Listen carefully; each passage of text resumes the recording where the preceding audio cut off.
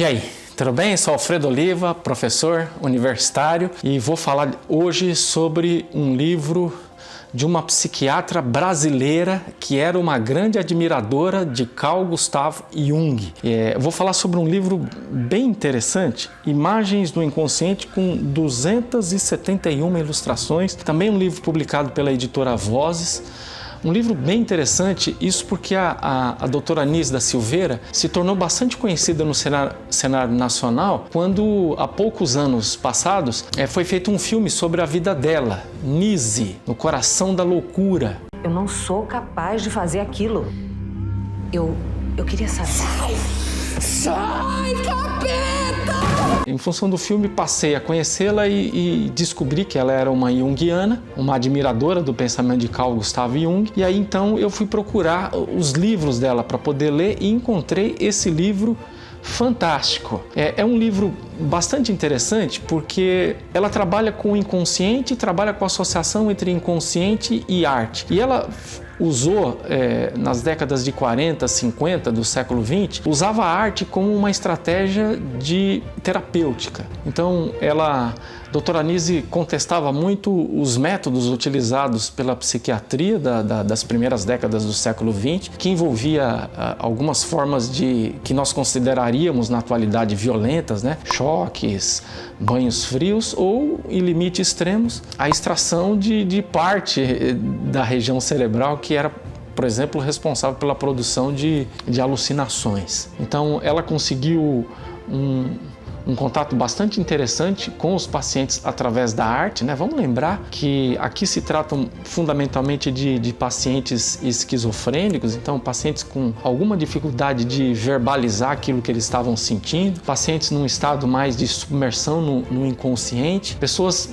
talvez mais conectadas ao campo da intuição, da emoção, mas talvez com uma capacidade reduzida da função consciente, portanto com dificuldade de expressar verbalmente ou de explicar verbalmente aquilo que eles estavam sentindo. E a Anísia, um pouco na esteira do Jung, né? O Jung, quando a gente lê os trabalhos do Jung, desde o início dos trabalhos dele como psiquiatra, na passagem no início exatamente do século XX, em 1900 o Jung começou a trabalhar em hospital psiquiátrico e ele achava que mesmo os pacientes delirantes, no delírio deles, como os delírios eram expressões espontâneas do inconsciente, existia alguma lógica, existia algum sentido. Isso porque se a linguagem do consciente é a linguagem racional, a linguagem argumentativa, a linguagem do inconsciente é uma linguagem simbólica. O inconsciente fala por símbolos. Então você vai encontrar o inconsciente se expressando de forma mais espontânea nos sonhos, por exemplo, nos delírios, na arte, né, na pintura, no desenho. A doutora Anísia, então, encontrou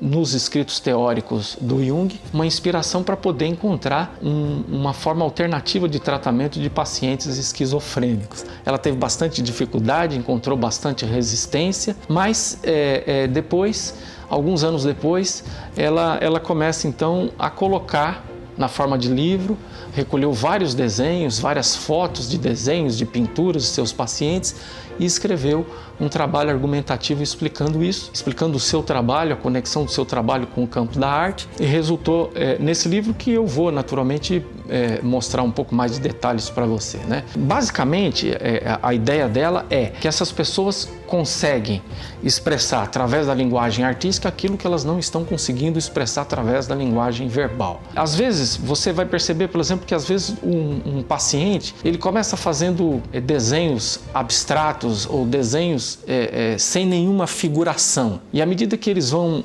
conseguindo expressar alguma emoção ou dar algum nome para suas emoções, em alguns casos começam a aparecer figurações, figuras, desenhos, expressões simbólicas, e isso mostra alguma evolução, vamos assim dizer, no quadro clínico dessas pessoas, de modo que, de fato, alguns deles chegaram, inclusive, a se tornar artistas de verdade, expuseram, foram para galerias.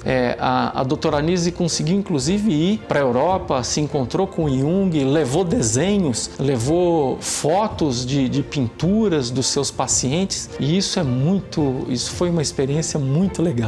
Uma grande mulher, vamos dizer assim, uma mulher muito importante na história da psiquiatria brasileira, junguiana, admiradora do pensamento de Jung e que fez um trabalho pioneiro no campo de conexão entre saúde mental e arte. É isso aí, essa foi a minha dica de hoje.